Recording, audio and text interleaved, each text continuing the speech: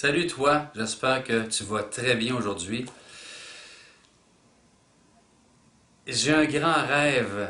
Je rêve au jour où les salles de conférence vont être autant remplies d'hommes que de femmes. J'observe depuis des années que les salles, justement, sont toujours plus bondées de femmes que d'hommes. J'ai rien contre des femmes, je vous adore, j'adore les femmes. Mais je me rends compte qu'à chaque fois qu'il y a des conférences de développement personnel, les femmes souvent tirent après l'homme pour venir, puis ça ne les tente pas vraiment. Les femmes viennent souvent plus naturellement, sont plus en contact avec le développement personnel, leur sensibilité, leurs émotions, vouloir grandir, etc., etc. L'homme est beaucoup plus réservé et beaucoup plus résistant, réticent.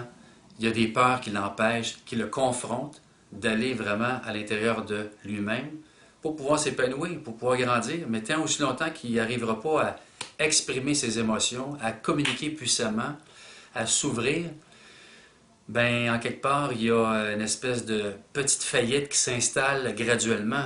Puis là, on comble ça par de la matière, par des jeux, par une plus grosse maison, plus d'auto. On voyage plus, on s'amuse plus, on va jouer au golf. Puis j'ai rien contre ça en passant, j'adore jouer au golf.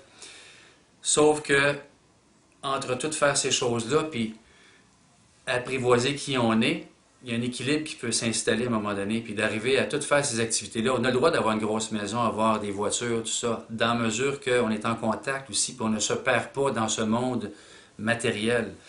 C'est important de connecter avec soi, apprivoiser qui on est vraiment, d'aller dans nos zones vulnérables, d'arriver à s'exprimer. Et ça, Dieu sait, c'est pas une zone de confort et facile pour l'homme. Parce que, pourquoi? On est éduqué que l'homme ne pleure pas, l'homme garde ses émotions, l'homme est au-dessus de ses affaires, il est plus fort.